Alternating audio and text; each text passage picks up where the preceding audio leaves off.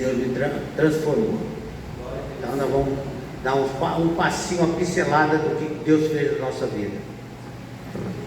Eu vou falar só nesse comecinho. Meu nome é Edna, eu sou a Edna do Edson. Sou o Edson da Edna. Nós somos casados há quase 47 anos, vamos completar em janeiro do ano que vem, 47 anos. Namoramos 6 anos e 2 meses, então a gente já está junto há mais de 50 anos. E hoje nós, não é sempre, pastor, que nós temos o privilégio de ter nossa família. Mas como estão de férias, né? Depois nós vamos poder apresentá-los. Estão aqui 3 filhos, nora, genro, netos, e metade deles estão aqui. Faltou um pouco de pessoas ainda que não puderam vir. Mas é uma alegria, como a Edson falou, estar aqui. E já pudemos escutar, né, sobre a volta de Jesus. Que bênção, né, que será? E a gente quer ir, não é? Mas nós temos que fazer algumas coisas, principalmente para essa geração nova que está vindo, né? Vi a Helena, a Pietra, a Sofia, vi o Levita aqui tocando, Benjamin. Que bênção a gente poder ver crianças louvando ao Senhor. Mas o nosso papel vai além, né, de trazê-los à igreja, vai muito além. E o que a gente quer compartilhar com vocês é justamente isso. Nós queremos testemunhar daquilo que Deus fez nas nossas vidas. E queremos compartilhar com vocês. Nós trabalhamos numa universidade chamada Universidade da Família, UDF. E é justamente isso que o pastor esteve conversando com a gente. De implantar algumas coisas aqui que vai ser bênção para vocês. E no final eu vou estar falando do que se trata a Universidade da Família. Mas agora queremos compartilhar um pouquinho da nossa história, se vocês nos permitirem. Permitem? Então tá bom. Eu sou do estado, nasci no estado de São Paulo, numa cidade chamada Marília. E quando eu tinha 11 anos de idade, os meus pais já me levavam à igreja, e hoje os meus netos são a 5ª geração de evangélicos, tanto de cristãos, tanto do lado do Edson como do meu lado. E com 11 anos de idade eu estava na igreja, e eu falo que com 11 anos de idade eu tinha essa altura, eu só não tinha essa largura, mas a altura já era essa. E o Edson chegou na igreja, ele era de Corumbá, e foi estudar na cidade de Marília. E quando ele chegou lá, ele, com os amigos dele lá no fundo da primeira igreja batista de Marília, ele olhou para mim, estavam vários jovens fazendo um trabalho, um teatro sobre missões mundiais. Então cada uma estava vestida com um traje a rigor de um país, e eu estava vestida de portuguesa. E o Edson entrou, olhou para mim e falou para os amigos dele: eu vou casar com aquela menina. Palavra tem poder. Então veja bem o que nós estamos falando para os nossos filhos. Eu vi que aqui é uma igreja de jovens, eu vi que aqui tem muita criança. Isso é bênção do Senhor. Mas o que nós estamos falando? Palavras têm poder. Então nós temos que saber o que estamos falando para eles. E assim foi, nós começamos a namorar, eu tinha 14 anos, e namorei até completar 20 anos, aí me casei, nos casamos quando eu tinha 20 anos, e ele 26 anos. E foi um namoro onde eu tive um probleminha de saúde, e aí quando eu fui fazer um tratamento, os médicos em Marília, que é uma cidade de estudantes, ele viu meus exames e falou: olha, você nunca vai poder ter filhos, você não ovula nem um dia, então você não vai poder ter filhos. Aquilo para mim foi um choque, para o Edson também, porque nós dois gostamos muito de crianças, sempre gostamos, e a gente pensava em ter uma grande família. E eu lembro que a minha mãe falou: minha filha, nós temos um Deus, que pode todas as coisas. E depois do nosso casamento, nós nos casamos sabendo que não poderia ter filhos, humanamente falando. E eu me casei e mudei para Corumbá. O Edson era um namorado muito gentil, muito carinhoso. Só que quando nós nos casamos e ele voltou para Corumbá, a cidade de origem dele, e eu descobri que o Edson tinha um vício terrível. Que tem pessoas que morrem por causa desse vício. Qual que é o nome, Eduardo, desse Rodrigo? Workaholic. Eu não sei nem falar. Mas é o vício do trabalho em excesso. Há pessoas que morrem jovens porque trabalham tanto, não tem tempo para nada. E a Bíblia diz que trabalhar é honra, trabalhar é bom, digno é o trabalhador do seu trabalho, mas tudo em excesso faz muito mal. E mesmo nós dois sendo de lar evangélico, ele não tinha tempo de cuidar de mim, porque ele tinha que trabalhar e trabalhar. A tal ponto que o dia do casamento de uma das irmãs dele, nós éramos padrinhos, íamos entrar na igreja. Naquele tempo não existia celular, não existia nada ali, celular. Era só, no máximo, rádio amador. E o Edson ia no carro e perguntava: estão precisando de mim? E sempre alguém precisa de outro, né? E aí, no dia do casamento da irmã dele, precisaram dele, e ele falou: olha, entra com a Edna na igreja, falou para um primo dele, que eu tenho que trabalhar. Tal era o vício que ele tinha do trabalho em excesso. Um belo dia, meu sogro era fazendeiro, hoje ele não é mais vivo. Ele tinha uma fazenda ali perto de Bodoquena, e chamava Campão, né, na época. E ele foi lá com o Edson, e o Edson, na hora que estavam ferrando o gado, o meu sogro falou: olha só a palavra. Meu sogro, que era um homem sem estudo, mas um homem de fé, um homem de Deus, ele falou: Edson, ferra um bezerro para o seu filho. E o Edson falou: pai, o senhor sabe que a Edna não pode ter filho. Aí meu sogro disse: ferra porque vai nascer. Palavras de bênção que nós temos que dizer para os nossos filhos. E passado algum tempo, mesmo os médicos contrariando o que os médicos diziam, eu engravidei da minha primeira filha. E ela está aqui hoje. Eu vou pedir só para ela ficar um pouquinho em pé. A Daniele, eu engravidei dela, essa moça bonita, a minha primogênita. Pode sentar, Dani. Eu engravidei da primeira filha sem nenhum tratamento médico. E aí os médicos diziam: meu Deus, o que aconteceu? Eles tinham até vergonha de conversar comigo. É um erro da medicina. Passado mais algum tempo, né, Edson?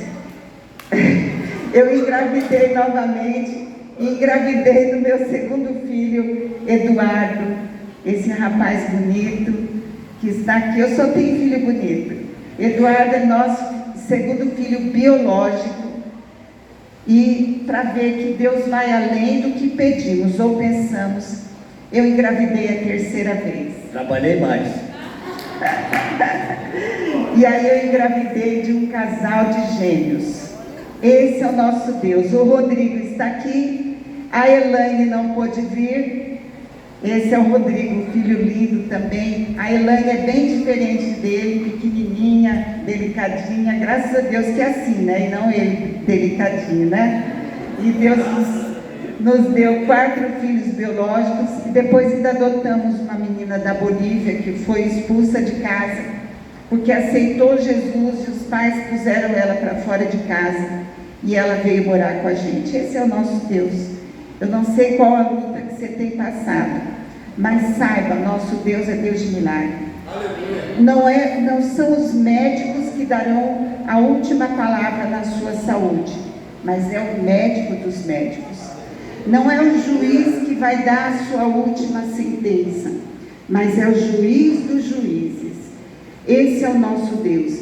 E para completar, nos mandou genros, noras, e hoje nós temos 12 netos. Esse foi o presente que Deus nos deu. E eu queria pedir para a família nossa que está aqui presente, que ficasse em pé. Faltaram 7, mas essa é a nossa família, de quem os médicos diziam que não teríamos filhos.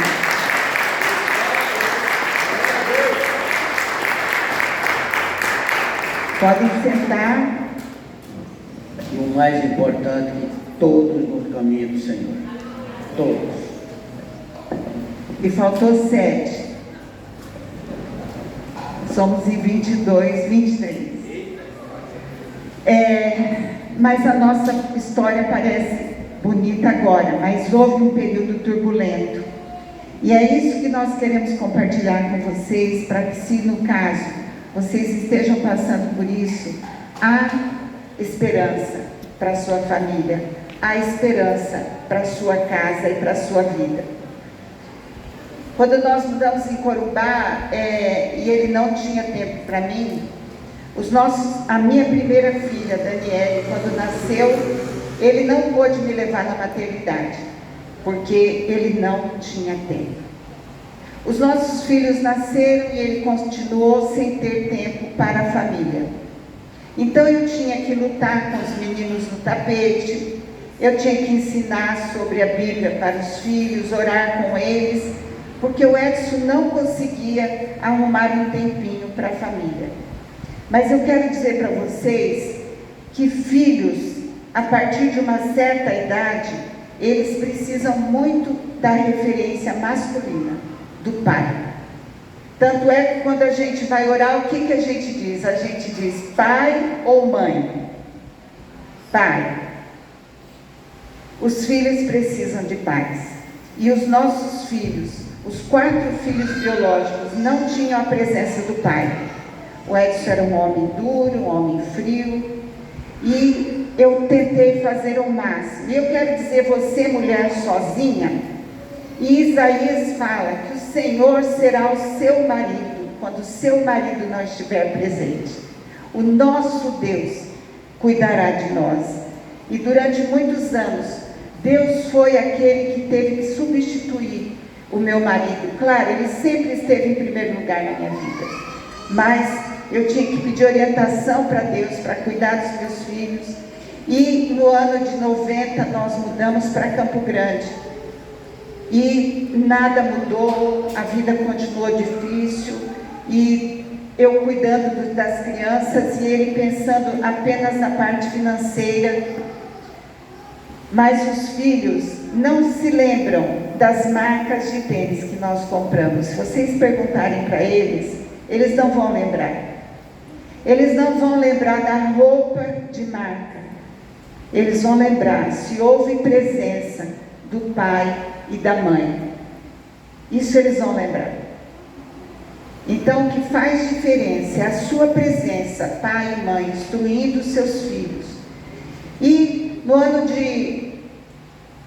do ano 2000, 99, em 1999, em julho de 99, Deus falou ao meu coração. Eu estava orando e Deus falou no meu coração: cuida de um dos seus filhos, do Rodrigo, que é os gêmeos, senão eu vou tirar ele de vocês.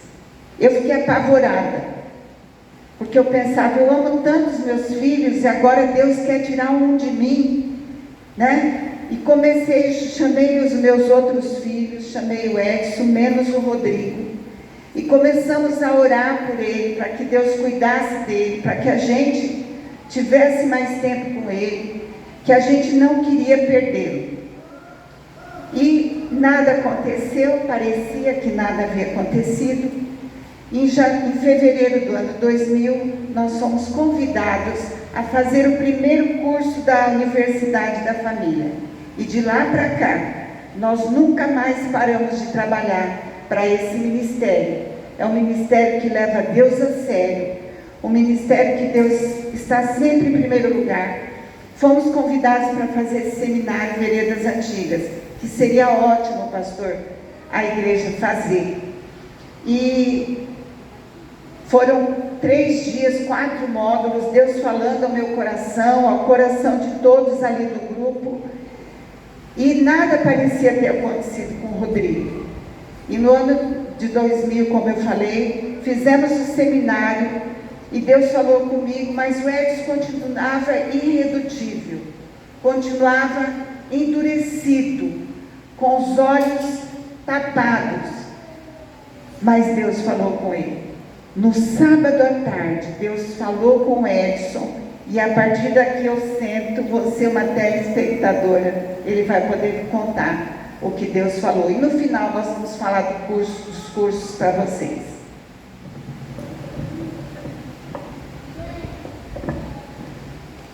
Não é fácil relembrar o passado, mas eu faço isso porque eu acredito que tem muita gente, como já encontrei aonde gente da palestra, tem muita gente que aceita Jesus de novo, mas aceita na íntegra.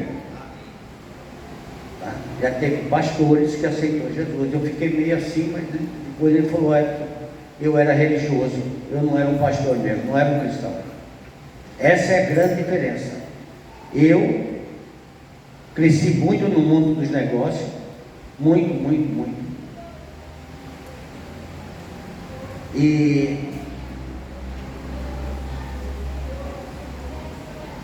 E aí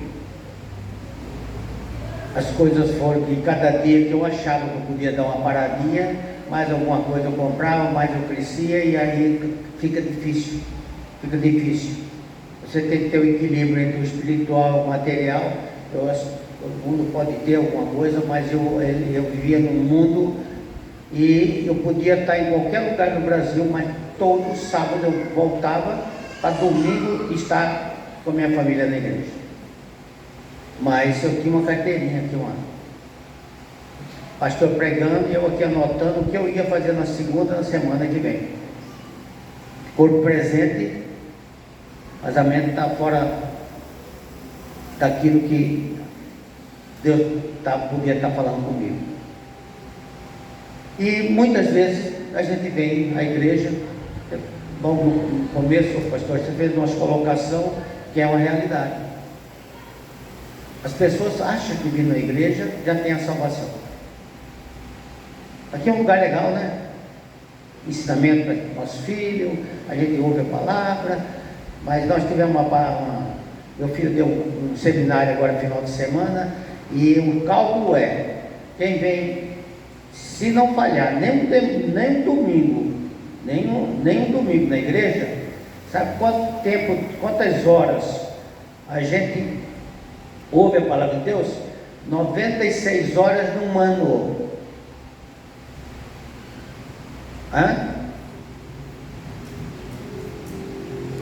E o resto? É para vocês refletir. 96 horas num ano. Você está preparado para ir por receber? Deus vai te receber? Porque não é só na igreja. Nós temos que pensar que nosso local de trabalho também faz da nossa função do cristão. Eu nunca tive essa facilidade, mas se eu encostar numa pessoa, é coisa de 3, 4 minutos, eu falo de Deus para ela. Se eu vou num caixa de supermercado, a comida, como você está? Você sabe que você é uma bênção. A pessoa olha, você está me servindo aqui, você está servindo o público.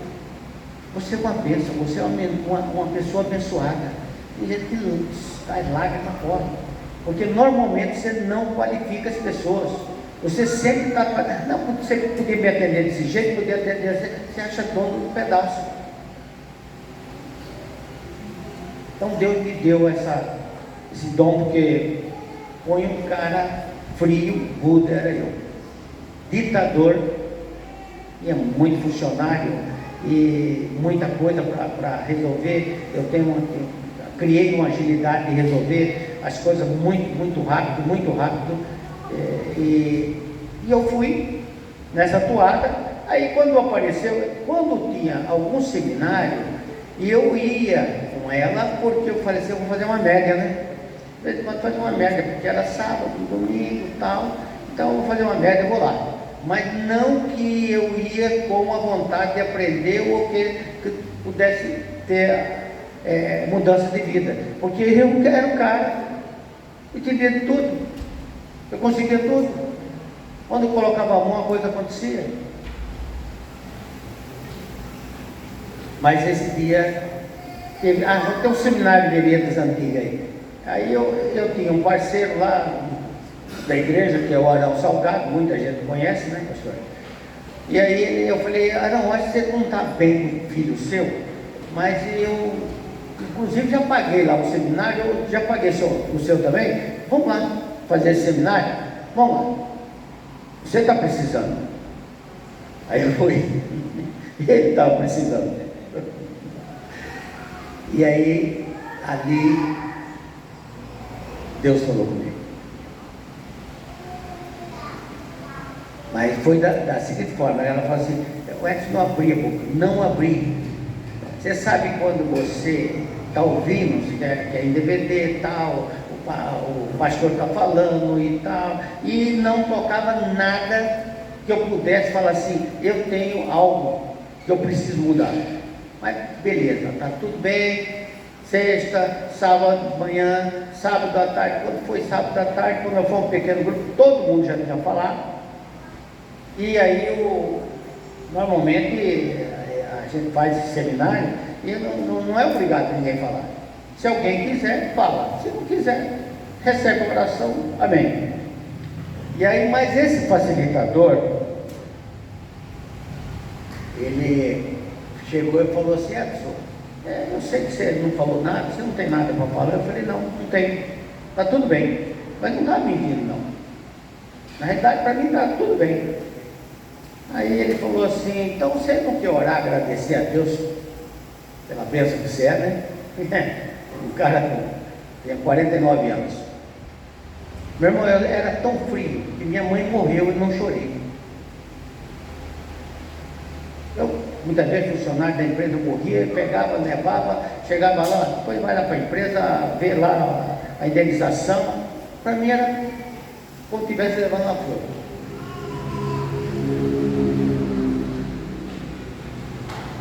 Aí ele falou assim, você pode orar? Eu falei, posso. Então agradece a Deus. Eu comecei a agradecer a Deus, ele falou assim, pergunta se Deus tem alguma coisa para te revelar. Eu fiz a pergunta. Na hora eu vi a cena. Você sabe quando você está de olhos fechados, você vê uma cena? Eu vi uma cena. Eu fui ao encontro do meu pai, fui beijar ele e ele falou para mim, homem não se beija. Eu desabei em choro. 49 anos. Aí eu comecei a chorar. Eu nunca tinha lembrado dessa cena. Nunca tinha lembrado. E aí eu vi nitidamente isso. Eu tinha uns 16 anos mais ou menos. Aí eu comecei a chorar.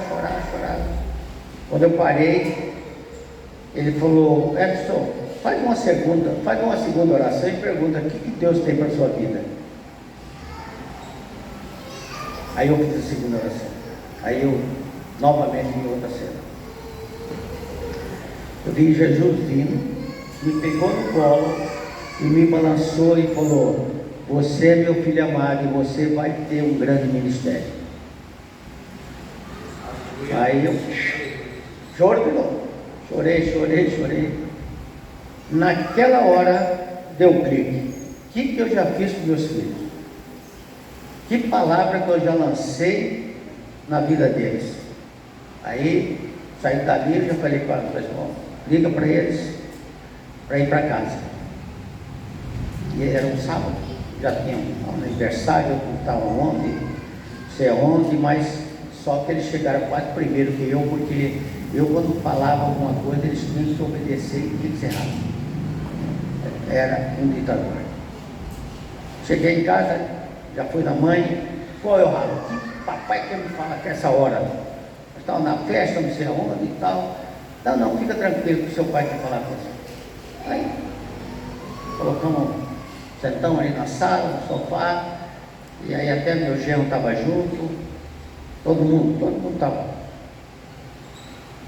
E eu falei, hoje eu tive um encontro com Deus. E eu quero que vocês sejam honestos comigo, para que vocês possam falar o que vocês quiserem. Aquilo que vocês têm aí dentro do seu coração, que eu machuquei, o que eu fiz. Olha, eu vou começar pela caçulinha, né? Que tem menos, né? E a coisa foi.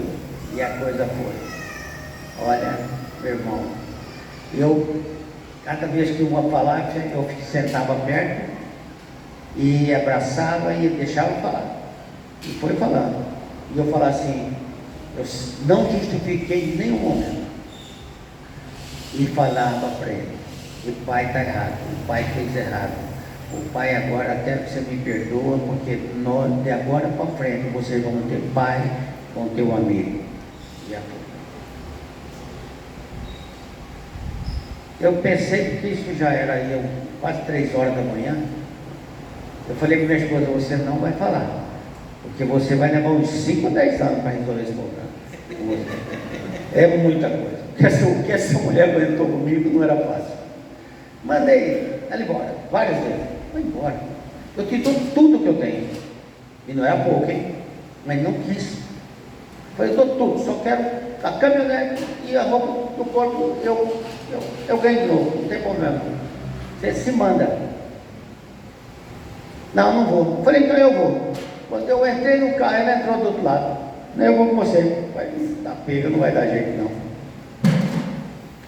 Mas Deus estava no controle. E aí, quando eu achei que ia terminar, aí o Rodrigo fala, pai, eu quero falar uma coisa para o senhor, que o senhor não sabe. Eu vou na igreja porque o senhor manda. Eu tinha 16 anos, 20 para 16 anos. Aí eu fiquei olhando, eu estou indo em balada, o senhor não sabe. Eu estou bebendo, o senhor não sabe. Eu pego o carro da mãe à noite, o senhor não sabe, não vê a hora, não sabe. Uma baita casa que não tem tamanho, não sabia nem quem entrava, quem chegava. E eu sofri um acidente. Eu estava com o carro alugado, um amigo dele tinha carteira, aí alugava no nome do amigo, que tinha a carteira, e ele sofreu um acidente, onde foi sanfonado o carro, parou o carro no semáforo, a caminhonete chegou e sanfonou o carro que ele estava.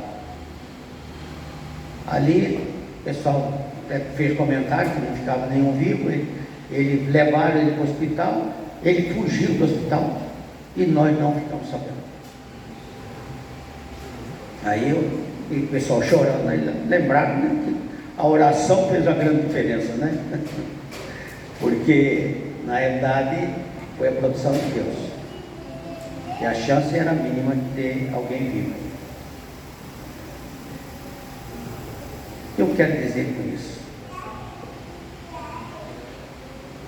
Eu dentro da igreja. A minha família era como se fosse um exemplo. Chegava na igreja, eu sentava com minha esposa, os filhos tudo bonitinho, tal, não saía dentro do tempo que eu me permitia, e todo mundo assim, a família do Edson é uma bênção. Você pode enganar o povo, mas você não engana Deus, não. Deus não engana. Agora eu pergunto, eu era um cristão? Se eu não tinha amor nem para meus filhos, para minha esposa,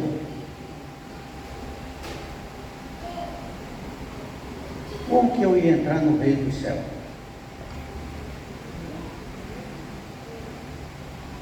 Meu irmão, eu ia para o inferno. Bom, eu ia ter até um argumento, porque eu ajudei a construir muito tempo de igreja aqui em Campo Grande, porque eu tinha uma empresa, a Só Concreto, ela era pré-moldado, eu construía muito. Tinha muito funcionário. Eu ia argumentar, né? Poxa vida, eu ajudei tanto, né? Fazer. Sabe o que ele ia falar para mim? Não os conheço. Não é com bens materiais que você compra a entrada do céu, não. Para si. Se o Espírito Santo de Deus, você não permitir que o Espírito Santo de Deus esteja no seu coração, não vai entrar lá. Não vai entrar. Como que você está agindo? Como que você está andando? Como que você está se procedendo na sua empresa ou fora dela, como funcionário, na sua casa? Como que estão seus filhos? Seus filhos gostam quando você chega? Mas em casa não gostava não.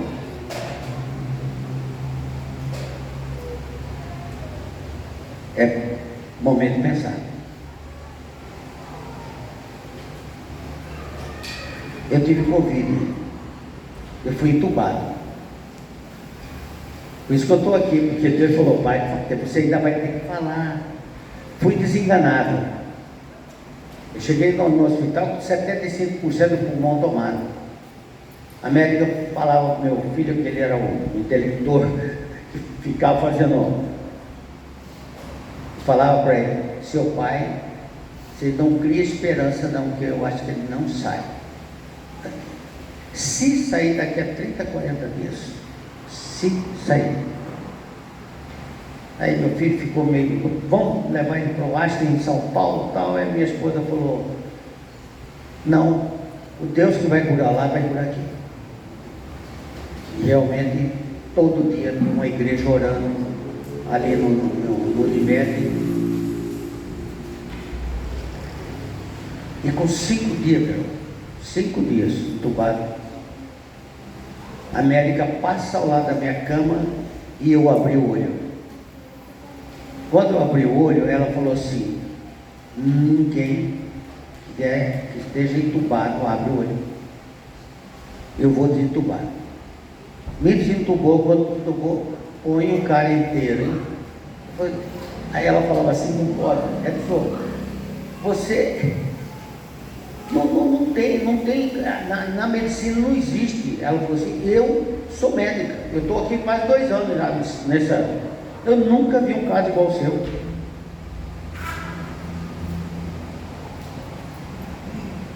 Teve alteração um pouco da pressão, na glicose, mas sequela de muitas coisas que as pessoas ficam, eu fiquei 100%. Aleluia. Esse é o nosso Deus. Aleluia. Quando minha esposa falava, quando você vai mudar? Eu falava para ela assim, pau torto que nasce torto não endireita. Então ou você sabe como eu sou e fica comigo desse jeito, ou então cai fora. É muito prático, era muito prático para resolver as coisas. Mas Deus endireita. Deus endireita. Eu dou um testemunho e meus filhos estão aí, eles sabem tudo isso aí. Eu jamais, se eu não estivesse falando aquilo que aconteceu na minha vida, eu não ia trazer. Meus filhos para testemunhar o quê? Para mim estar mentindo aqui, ele fala, ei, hipocrisia. A caçulinha falava, pai, para de ficar bom, porque senão Deus vai te recolher. E ele deu mais essa chance para mim. Faz o quê? Foi 1 ano e pouco já, né? Estou com vida também. E aí eu tenho falado que esse Deus transforma, esse Deus cura, esse Deus é milagroso. Aleluia. Agora, o que você quer?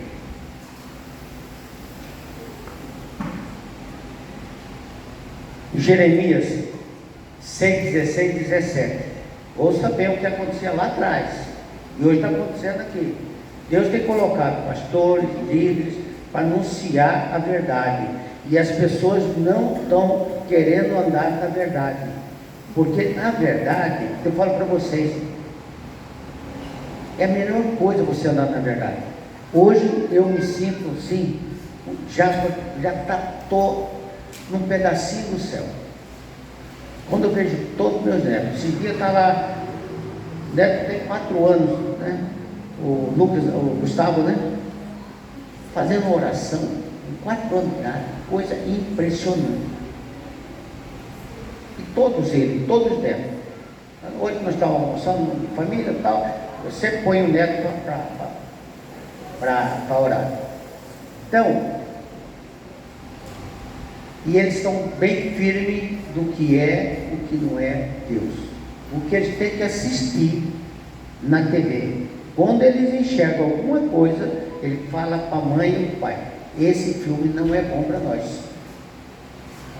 Começa a ter o discernimento. Mas de onde vem? São os pais, a orientação. Tá? A igreja tem aqui um apoio fantástico e está dando a direção. Mas pais, tomam cuidado. Tomam cuidado. Porque é a tua herança. É a tua geração futura.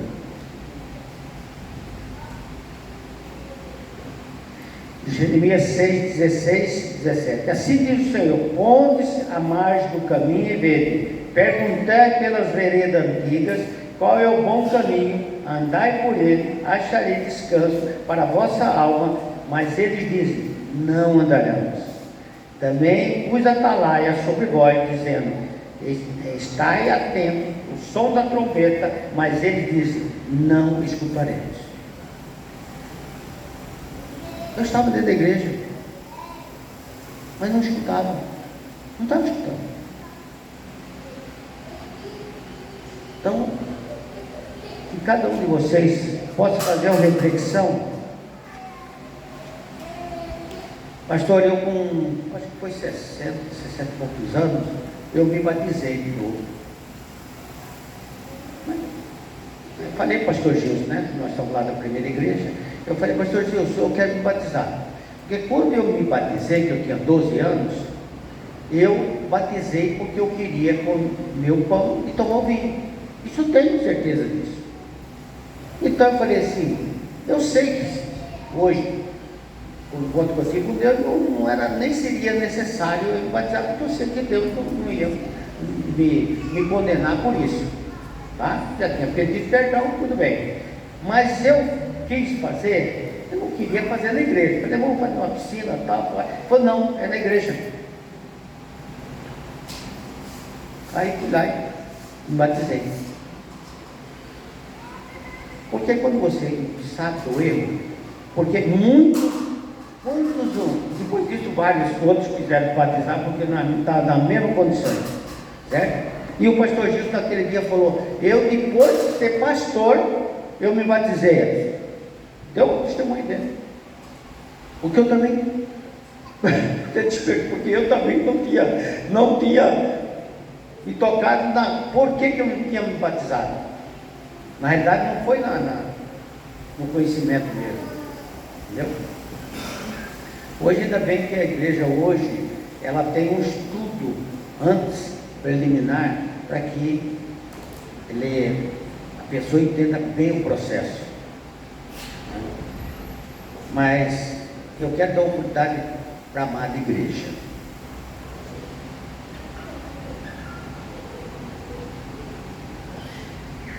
Vocês vão, quem puder, abaixa a cabeça e faz uma pergunta para Deus. Deus fala. Porque muitas vezes nós não esperamos Deus falar. Só abaixa a cabeça e eu quero que vocês façam uma pergunta para Deus. Faz uma pergunta para Deus e espera Ele revelar no seu coração. Deus, o meu nome se encontra escrito no livro da vida. Se eu morrer hoje, eu tenho direito à entrada no céu livre?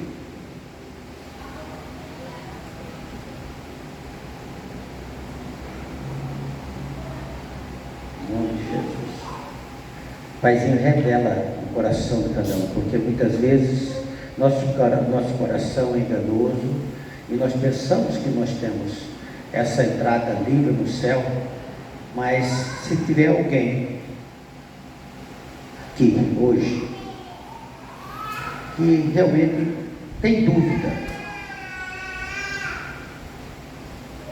não é vergonhoso, porque quem vai ficar envergonhado mesmo é Satanás. Eu queria que, se essa pessoa tiver alguém aqui, é uma oportunidade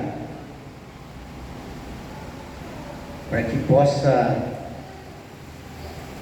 tomar uma posição da agora para frente e receber Jesus, o Espírito Santo de Deus, para conduzir o processo da agora para frente na vida dessa pessoa. Se tem alguém, pode levantar sua mão.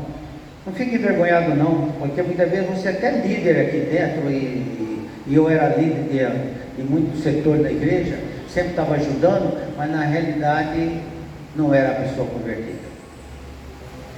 Tem alguém? Pode levantar sua mão, não fica envergonhado não. Não é fácil fazer o que estou falando, mas um dia eu tive que fazer.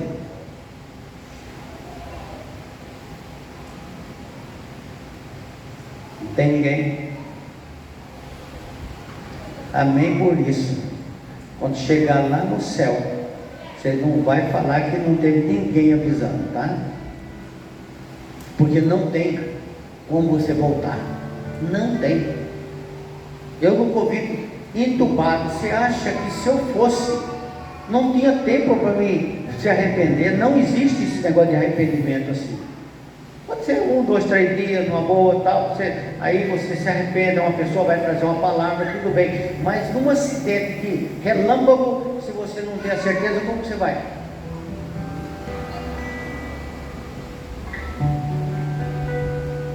Mas é como deixar o outro compromisso. Eu vi a dificuldade do pastor, e não é só aqui, meu pastor. A dificuldade das pessoas está ajudando o processo de evangelizar, de trazer. Todos vocês convivem com gente. Todos vocês convivem com gente. Será que tem falado de Jesus para essa pessoa?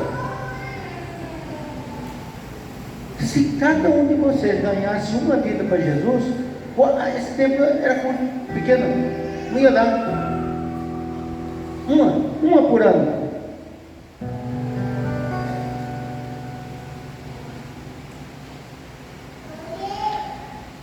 Amém. Então que Deus continue abençoando a vida de cada um de vocês, que seja um momento de reflexão, que seria um momento de reflexão para que você possa estar muito atento. Aleluia. Porque Deus é verdadeiro, porque para fazer o que Ele faz, nós estamos vivendo uma nação. Nossa nação não é só a nossa nação, é o mundo todo está vivendo um período muito perigoso, e nós temos que criar nossos filhos, e nós temos que ter a certeza da salvação, porque o que vai sobrar para nós é estar com Deus. Amém. Queremos agora falar para vocês dos cursos da Universidade da Família. A sigla é UDF. Quem quiser pode entrar no site udf.org.br. Os cursos que a gente dá treinamento para liderança e aplica, inclusive lá na Primeira Batista temos vários cursos, e várias igrejas já têm. São cursos que ajudam no relacionamento, na criação de filhos. Temos Educando Filhos à Maneira de Deus. Temos cursos Mulher Única, Mulher que Prospera, Homem ao Máximo, Marido Irresistível. Temos também o Aliança para Casais. Inclusive o Aliança, pastor, se tiver algum casal interessado, pode fazer o curso online. Vai começar dia 16 de agosto, acho que ainda tem vaga. Pode fazer online, não precisa nem ir no local para fazer, já para prepará-los para serem líderes aqui na igreja, tá? E temos também o Habitudes, que minha filha e meu genro são líderes. São a partir de quantos anos? 14? A partir de 14 anos, até adulto já, né? Adolescente, jovem. E é um curso de 4 módulos de 6 meses cada. Então trabalha no coração da criança, do adolescente, sobre caráter, sobre andar com Deus, sobre obediência aos pais. E são todos os cursos que a Universidade da Família oferece. Os cursos têm uma duração média de 10 a 12 semanas, exceto Habitudes, e você sai formado pela Universidade da Família. Então muita gente se alegra em formar, porque recebe o certificado da universidade, e as pessoas se alegram com isso. E aí a gente investe na vida dessas pessoas. Então depois o pastor já sabe, estamos à disposição da igreja. E obrigada por nos escutarem e obrigada por terem um coração pronto, né, a mudanças e a ganhar a sua família para Jesus. Isso é bênção demais. Obrigada, pastor. Obrigada, pastora. Deus nos abençoe e abençoe a amada igreja.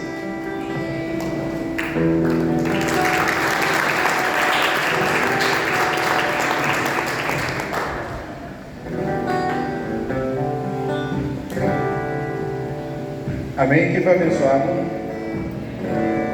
Queridos, eu fiquei muito feliz com o testemunho que o irmão Edson deu sobre essa questão de batizar novamente, por não ter tido entendimento. O pastor Lucas vai lembrar do que eu estou dizendo, né? Eu vou contar aqui um rápido testemunho que nós fizemos. Eu posso contar, né, pastor Lucas? Porque faz parte da família do pastor Lucas e, na realidade, eu fui lá para ajudar o pastor Lucas a resolver esse problema. O pastor Lucas tem uma prima e essa prima começou a ter problemas espirituais.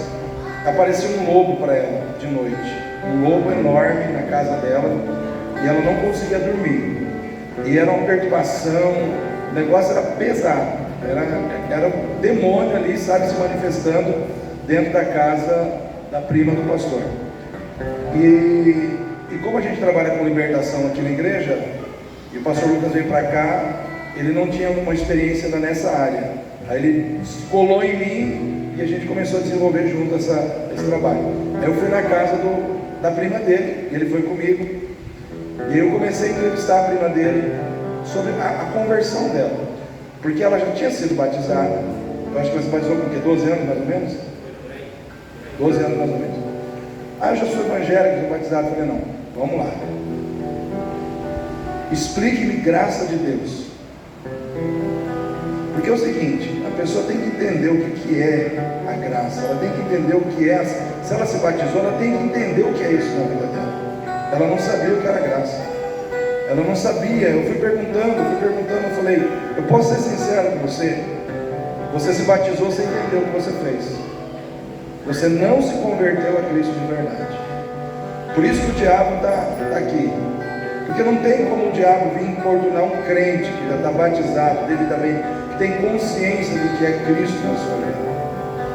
E aí eu segurei na mão dela, aí eu expliquei para ela o que é a graça, enfim, eu expliquei para ela o plano da salvação, o sacrifício de Jesus, a graça de Deus, expliquei para ela nos mínimos detalhes. E aí eu coloquei diante dela, falei, você tinha esse conhecimento quando você se batizou? Ela falou, não. Eu falei, você quer entregar hoje a sua vida para Jesus de verdade? Ela chorando, irmãos. Sabe que o Espírito Santo desceu na vida daquela moça, e ela começou a chorar, né, Lucas? Começou a chorar compulsivamente, e ali ela entregou verdadeiramente a vida dela para Jesus. Ela caiu assim no chão, e ficou um tempão ali, e o Senhor trabalhando no coração dela, na vida dela. Aí ela se levantou, a gente levantou ela, e aí o Espírito Santo me incomodou sobre perdão. Falei, tem uma outra parte agora. Você aceitou Jesus, Deus começou a fazer uma obra grandiosa na sua vida, glória a Deus por isso. Mas você precisa perdoar alguém. há uma necessidade de perdão no seu coração, de você liberar perdão sobre a vida de uma pessoa, aí ela entrou nessa questão também. Porque é aquela situação, irmão. Você se converte, você aceita Cristo, você não pode ficar com perdão metido.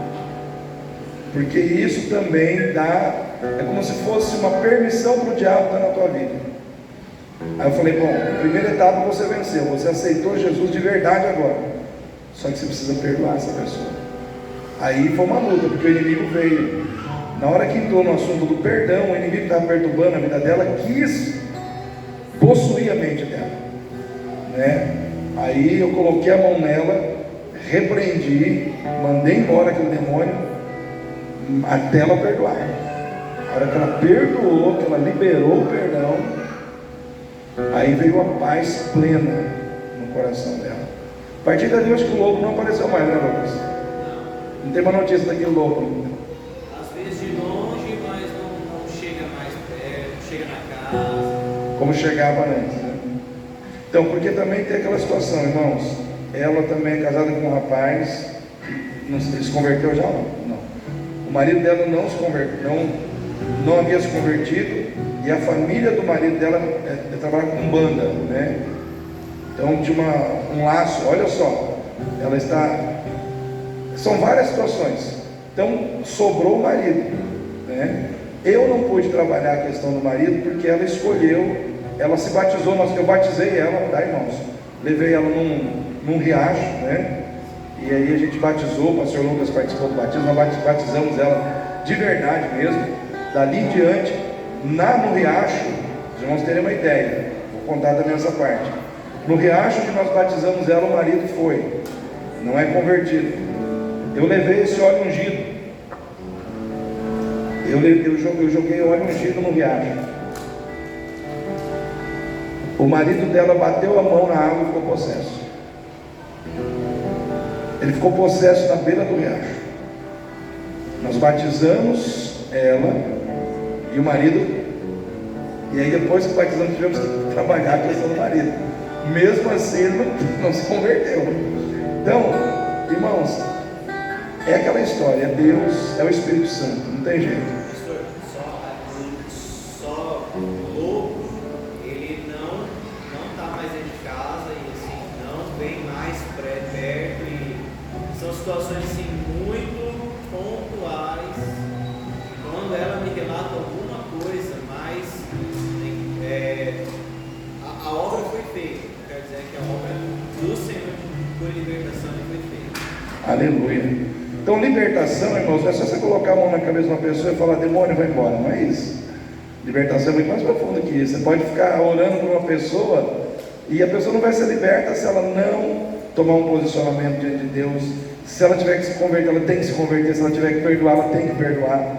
Porque tem coisas que não depende de quem está orando, depende da pessoa que está vivendo aquela situação. Ela tem que se posicionar diante da palavra. Ela tem que se posicionar diante de Deus, porque todos nós temos livre-arbítrio. E no seu livre-arbítrio você é soberano. Nem Deus entra lá. Eu não entro lá. Você tem que se posicionar. Então, se existem coisas na sua vida, às vezes, que estão ainda te perturbando, te incomodando, você tem que se posicionar. O irmão Edson deixou um apelo aqui no final. Ele deu o testemunho dele, que ele ficou muito tempo na igreja sem estar convertido, pensando que estava. E chegou um momento que ele percebeu que não estava. E às vezes isso acontece com muitas pessoas, que às vezes estão dentro da igreja assim. E se você não tomar um posicionamento de reconhecer isso na sua vida e não sair dessa situação, você vai continuar na situação. Entende? Você tem que se posicionar. É você que tem que tomar essa decisão, né? Então eu louvo a Deus. Bem passado mesmo, quando eu orei aqui, eu fiz um apelo. Eu falei, Senhor, tem alguém que precisa entregar, assim, colocar a vida nas mãos de Jesus. E a jovem, eu esqueço o nome da menina aqui. É o seu? Giovana? A Giovana, ela veio aqui na frente. E aqui, ela, na hora que fez o apelo, ela não tomou. Mas ela veio aqui na frente, ela confessou Jesus, colocou a vida dela nas mãos de Jesus. Ou seja, às vezes as pessoas têm dificuldade de aceitar um apelo, mas às vezes aqui, no momento que está aqui na frente, quando o Senhor vem e fala diretamente aquele coração, Eu sei o seguinte, irmãos, Deus ama todos que estão aqui, mas nós precisamos responder ao que Deus está pedindo de nós. Nós temos que dizer o sim que Deus quer ouvir de nós para aquilo que Ele quer fazer. Amém? Então eu só queria pegar esse gancho, irmão Edson, porque o irmão falou de uma coisa que é muito séria, e eu passei essa situação de libertação espiritual com essa parente do pastor Lucas, prima, né?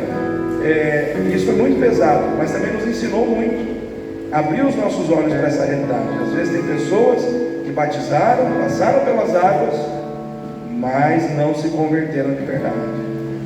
Precisa haver uma conversão genuína no coração. Eu quero que você fique em pé nesse momento. Aproveitar que o Gabriel já está aqui, nós vamos fazer a oração intercessória. É aquele momento quando você tem algum problema, alguma dificuldade, e você quer colocar isso diante de Deus. Eu quero pedir para você sair do seu lugar e vir aqui à frente. Eu quero que você saia do seu lugar. Se você precisa colocar algo diante do Senhor, vem aqui, se ajoelha aqui na frente, entrega na mão de Deus, seja um problema, seja uma dificuldade, seja uma crise, seja o que for. Você tem essa oportunidade, nesse momento do culto, no momento da oração intercessória. Saia do seu lugar e venha aqui à frente, e deixa o Senhor mostrar para você que Ele é Deus. Deixa Ele mostrar para você que Ele é poderoso para fazer na sua vida muito mais abundantemente, além daquilo que você quer, além daquilo que você espera, porque Deus sempre vai além daquilo que nós esperamos. Tem uma música da Ludmilla Ferber que eu gosto muito, eu sou das antigas. Se tentaram matar os teus sonhos, sufocando o seu coração, se lançaram você numa cova, e ferido você perdeu a visão, não desista, não pare de crer, porque os sonhos de Deus jamais vão morrer. Então eu quero dizer para você, às vezes você passa por uma luta, às vezes você encontra